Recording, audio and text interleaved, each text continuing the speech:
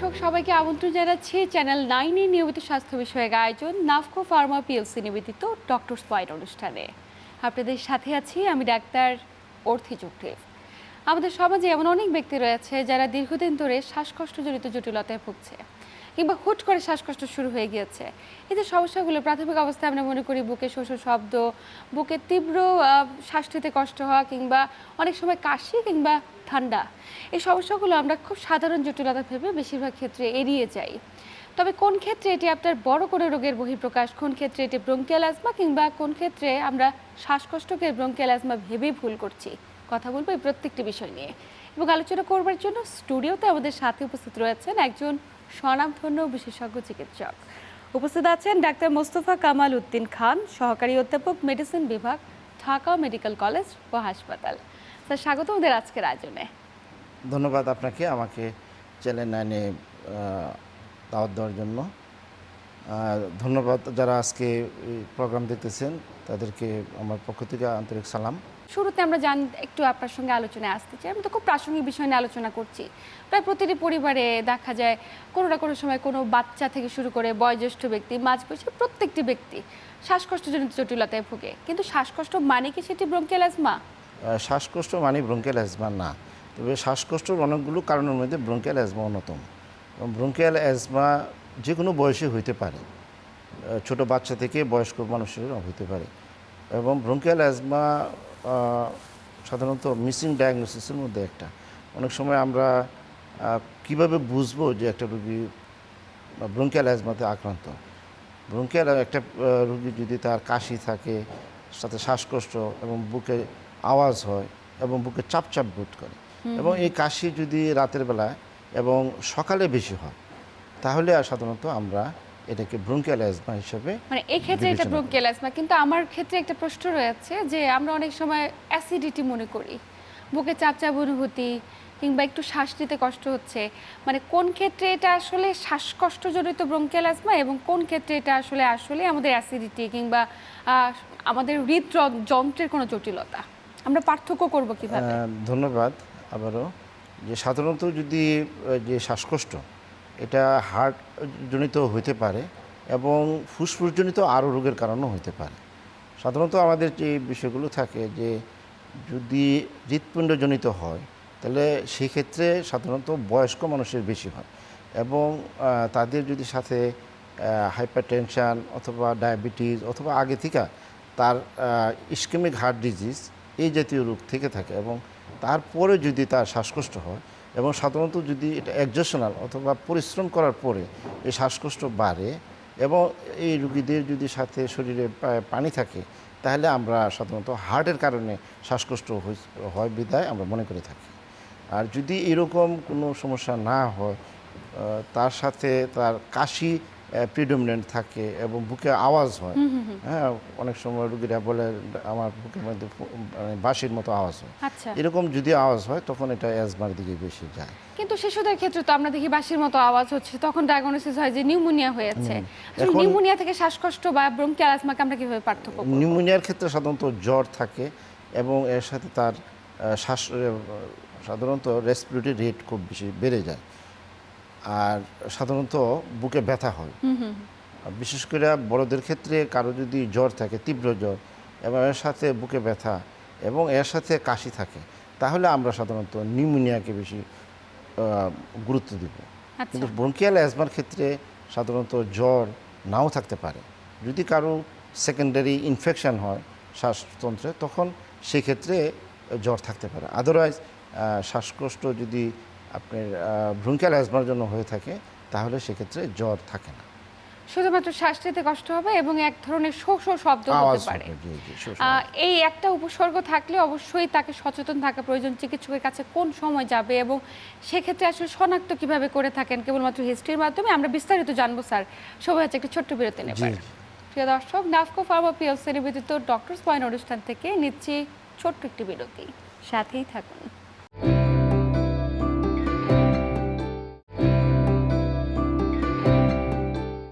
প্রিয় দর্শক, বিরতির পর আবার সবাইকে স্বাগত জানাচ্ছি চ্যানেল 9 এর নিয়মিত স্বাস্থ্য বিষয়ক আয়োজন নাফকো ফার্মা পিএলসি নিবেদিত ডক্টরস পয়েন্ট অনুষ্ঠানে।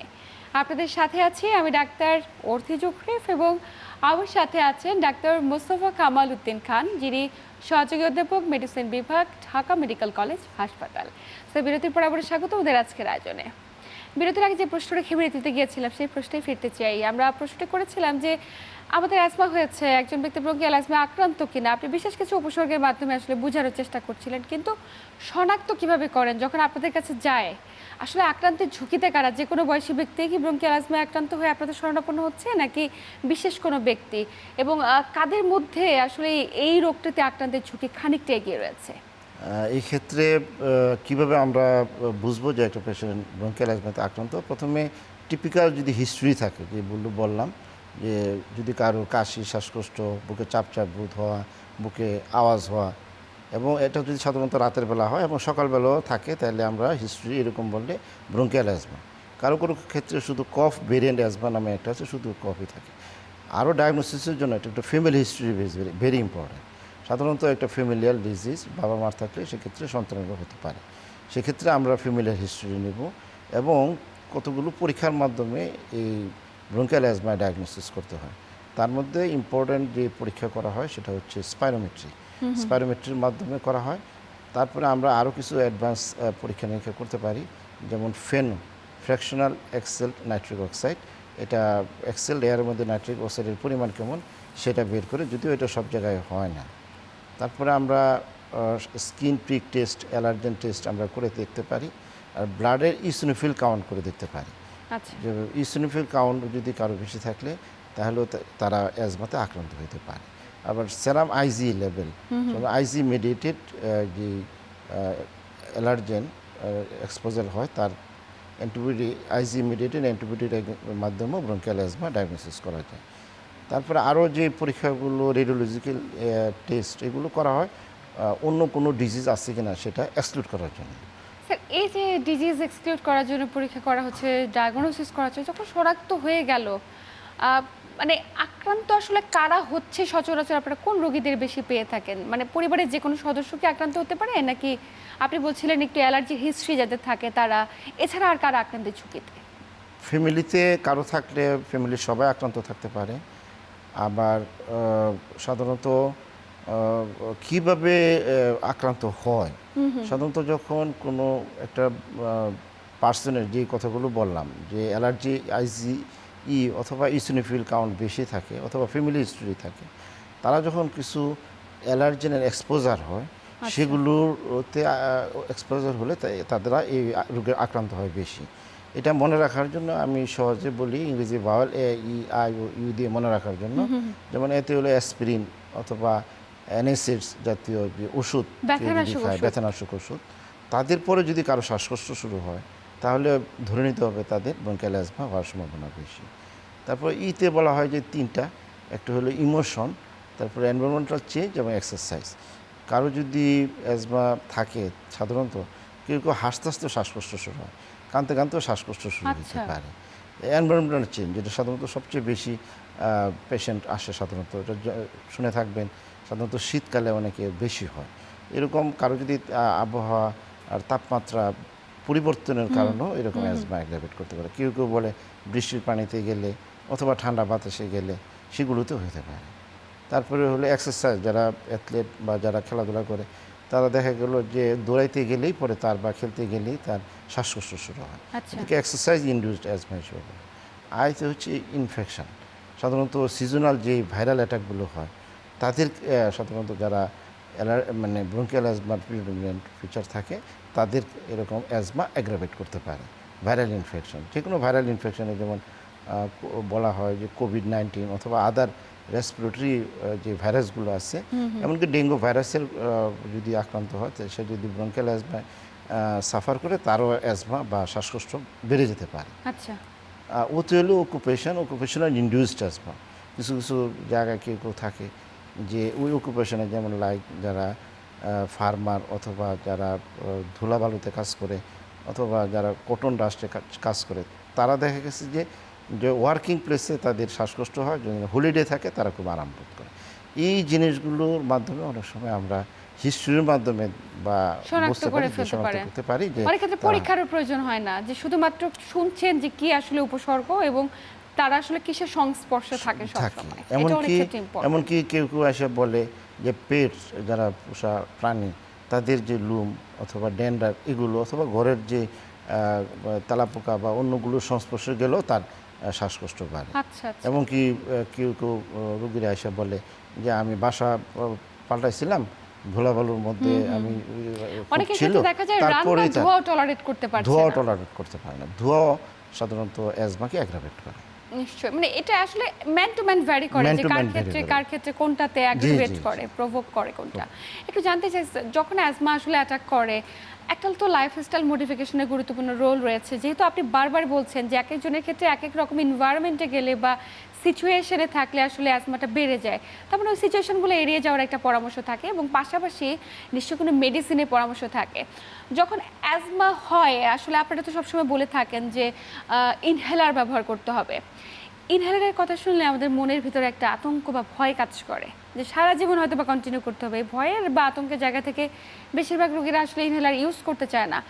এই জায়গাটিতে আপনার একটু পরামর্শ চাইবো এবং মেডিসিনের ক্ষেত্রে আসলে অত্যাধুনিক কী কী প্রযুক্তি এসেছে যেটির মাধ্যমে আজমাকে রিকভারি করা সম্ভব, জানবো বিস্তারিত। সময় হচ্ছে আরেকটি বিরতি নেবার। প্রিয় দর্শক, নাফকো ফার্মা পিএলসি নিবেদিত ডক্টর স্পাইন অনুষ্ঠান থেকে নিচ্ছে আবারও একটি বিরতি, সাথেই থাকুন।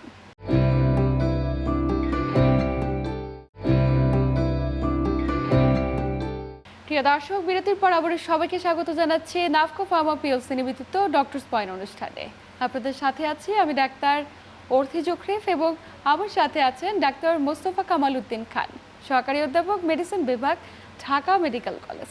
স্যার, বিরতির পর আবারও স্বাগত ওদের আজকের আয়োজনে। যে প্রশ্ন রেখে বিরতিতে গিয়েছিলাম সেই প্রশ্নটা একটু ফিরতে চাই। প্রশ্নটি হলো যে যখন একজন ব্যক্তির অ্যাজমা ডায়াগনোসিস হয়ে থাকে, আসলে সর্বাধুনিক চিকিৎসা পদ্ধতির সুযোগগুলো কী কী রয়েছে আমাদের দেশের প্রেক্ষাপটে? চিকিৎসার ক্ষেত্রে আপনি অলরেডি বলছেন যে প্রিভেনশন ইজ বেটার দেন কিউর, এবং এটা যেই কারণে হয় এটা যদি আমরা অ্যাড্রেস করতে পারি এবং তাকে অ্যাভয়েড করতে পারি, তাহলে অনেক ক্ষেত্রে আমরা এটা থেকে ভালো থাকবো, অ্যাজমা থেকে ভালো থাকবো। আর যে চিকিৎসা ক্ষেত্রে দুইটা ভাবে আমাদের ওষুধগুলো আছে, একটা হলো প্রিভেন্টার এবং আরেকটা রিলিভার। যখন একটা রোগীর শ্বাসকষ্ট বোধ করবে তখন রিলিভার হিসাবে আমরা সাধারণত ব্রঙ্কোডাইলেটর ইউজ করা হয়, সালবিটামল অথবা ফরমেটারল, এই জাতীয় ওষুধগুলো সাধারণত শ্বাসকষ্ট লাঘবের জন্য বিভিন্ন নামে ওষুধ আছে। তার মধ্যে ইনহেলার, নেবুলাইজেশান, তীব্র যখন শ্বাসকষ্ট হয় তখন নেবুলাইজেশনের প্রয়োজন হয়। আর প্রিভেন্টার হিসেবে যে ওষুধগুলো আছে সেগুলো হলো steroid, inhale corticosteroid. Inhale corticosteroid ম্যাক্সিমামই আপনার হয়তো বিভিন্ন ইনহেলার ও ডিভাইস ফর্মে বেশি পাওয়া যায়। এবং এখানে এইবারের গিনা যে গাইডলাইন 2026, সেখানে প্রতিপাদ্য বিষয় ছিল inhaler is everyone for every asthmatic patient. এবারের স্লোগান ছিল যে সবার জন্য সবার কাছে ইনহেলার ব্যবহার করার পরামর্শ দেওয়া হয়। এক্ষেত্রে বাস্তবতা হলো যখন রোগীরা শুনে যে তার অ্যাজমা এবং তাকে ইনহেলার ব্যবহার করতে হবে, এটা আমাদের একটা সামাজিক স্টিগমাটা আছে, এবং অল্প বয়সে যদি কারোর অ্যাজমা হয় সেটাও একটা সামাজিক স্টিগমাটা কাজ করে, এবং ইনহেলারটা আরও বেশি স্টিগমাটা কাজ করে। যদিও চিকিৎসার শুরুতে বলা হয় ইনহেলার যে কতগুলো স্টেপ আছে, স্টেপের শুরুতে বলা হয় যে ইনহেলার ব্যবহার করো ওকেশনালি, যখন প্রয়োজন হবে তখন। তারপরে স্টেপে যখন বলা হয় যে মার থেরাপি, যে রেগুলার ব্যবহার করবে এবং প্রয়োজন অনুযায়ী সে আবারও ইনহেলার ব্যবহার করবে। এবং স্টেপ 5 যে পর্যায়ে, যেখানে দেখা গেছে তার রেগুলার ব্যবহার করার পরেও যদি আপনার অ্যাজমা নিয়ন্ত্রিত না হয়, তাহলে সেই ক্ষেত্রে আপনার যে চিকিৎসা, আধুনিক চিকিৎসা বের হয়েছে, এবং যদিও এখনও আমাদের দেশে এগুলোকে খুব বেশি ইউজ করা হচ্ছে না, সেগুলো হচ্ছে বায়োলজিক। আচ্ছা আচ্ছা। এক একটা এক্ষেত্রে ফেনোটাইপিং করে কোনো পেশেন্ট কি কোন ধরনের, যেমন কারো যদি ইসিনোফিলিয়া বেশি থাকে তার জন্য এক ধরনের বায়োলজিক, যে বায়োলজি সেটা মেপোজোলিক। আর কারো যদি আইসিই মেডিটেড থাকে সেক্ষেত্রে ওমালোজিক। এই জাতীয় মানে এই যে বায়োলজিক্স চিকিৎসার কথা বলছেন, এটা আসলে কি অ্যাডভান্স স্টেজে যখন অ্যাজমা চলে যায় কোনো কিছু দিয়ে আসলে কারেকশন হচ্ছে না। মানে তখন বাংলাদেশে এমন একটা চিকিৎসা পদ্ধতি এসেছে যেটাকে আপনার বায়োলজিস্ট বলছেন এটা সিভিয়ারিটি অনুযায়ী কোন সিভিয়ারিটি অনুযায়ী এটা দেওয়া হবে। মানে এটার পরে যে সর্বাধুনিক চিকিৎসাটা আপনারা দিয়ে থাকছেন এটা আসলে রিকভারি রেট কীরকম? এটা দিয়ে কি অ্যাজমা নিয়ন্ত্রণ করা সম্ভব হচ্ছে? হ্যাঁ, এটার রিকভারি রেট খুব ভালো, যদিও বাংলাদেশে খুব কমই ইউজ করা হয়, এখনও ওয়াইডলি খুব বেশি ইউজ করা হচ্ছে না। কিন্তু যেসব রোগের যদি আমরা মূলে চিন্তা করি তাহলে এটা একটা ইমিউনোলজিক্যাল মেডিয়েটেড ডিজিজ। যেহেতু ইমিউনোলজিক্যাল মেডিয়েটেড ডিজিজ, তো তার এগেনস্টে অবশ্যই বায়োলজিক একটা ড্রাগ, এটা চিকিৎসার অংশ। হয়তো এখন আমাদের দেশে খুব বেশি অ্যাভেলেবল না, হয়তো অদূর ভবিষ্যতে এগুলো আমাদের দেশে খুব সহজে আমরা ওষুধগুলো পাবো এবং রুগীরাও মনে হয় এই ধরনের চিকিৎসা অভ্যস্ত হবে নিঃসন্দেহে, এবং সেই প্রত্যাশা আমাদের থাকবে। কিন্তু বায়োলজিক্স তাদের ক্ষেত্রে প্রয়োজন যখন আসলে অ্যাজমা ওষুধ এবং কোনো কিছু ইনহেলার নেবুলাইজার কোনো কিছুতে নিয়ন্ত্রণ হচ্ছে না। আমি বললাম যে স্টেপ 5 এটা সর্বশেষ ধাপ, একদম এবং অবশ্যই বায়োলজিক দেওয়ার আগে কিছু পরীক্ষা নিরীক্ষা করতে হয়, যেমন তার অ্যাক্টিভ টিবি আছে কিনা এটা এক্সক্লুড করতে হয়, এবং কতগুলো ভ্যাকসিনেশন করতে হয়। বিশেষ করে ব্রঙ্কিয়াল অ্যাজমা বা সিওপিডি এই জাতীয় রোগগুলোর ক্ষেত্রে বা হার্ট ফেলিওর তাদেরকে ভ্যাকসিনেশনের আওতায় আনতে হবে। মানে এই ভ্যাকসিন সম্পর্কে কিন্তু আমরা অনেকে জানি না, কিন্তু আপনি বারবার ভ্যাকসিনের কথা বলছেন। প্রত্যেকটা দর্শককে জানানোটা এই কারণে জরুরি যে তাদের একটি মাত্র ভ্যাকসিন দীর্ঘ সময় তাদেরকে সুরক্ষিত রাখতে পারে। স্যার, কোন কোন ভ্যাকসিন দেওয়ার পরামর্শ থাকবে? সাধারণত আমরা তো কোভিডের সময় কোভিডের ভ্যাকসিন নিয়েছি, আর সাধারণত যে ভ্যাকসিনগুলো বাংলাদেশে অ্যাভেলেবল সেটা হলো ইনফ্লুয়েঞ্জা ভ্যাকসিন এবং নিউমোকক্কাল ভ্যাকসিন।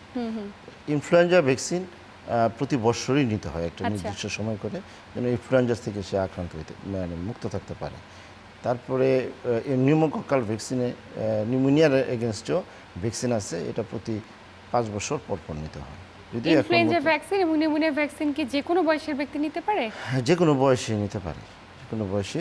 তার মানে যাদের শ্বাসতন্ত্রে প্রদাহ রয়েছে, সেটা হোক নিউমোনিয়া, সেটা হোক ব্রঙ্কিয়াল অ্যাজমা কিংবা শ্বাসকষ্ট কিংবা সিওপিডি, যে কোনো ব্যক্তিকে শ্বাসতন্ত্রটিকে সুরক্ষিত রাখার জন্য অবশ্যই দুটো ভ্যাকসিন গ্রহণ করার বিকল্প কিছু নেই। জি, অবশ্যই।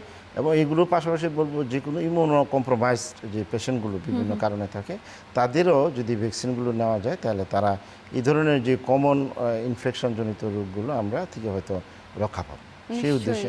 আমরা প্রায় শেষ দিকে চলে এসেছি, একটু জানতে চাই যে ব্রঙ্কিয়াল অ্যাজমা প্রতিরোধে যারা দর্শক এই মুহূর্তে দেখছে, যাদের আসলে এই রোগটিতে আক্রান্তের ঝুঁকি রয়েছে কিংবা যারা ইতোমধ্যে সাফার করছে, তাদের উদ্দেশ্যে পরামর্শ কি থাকবে?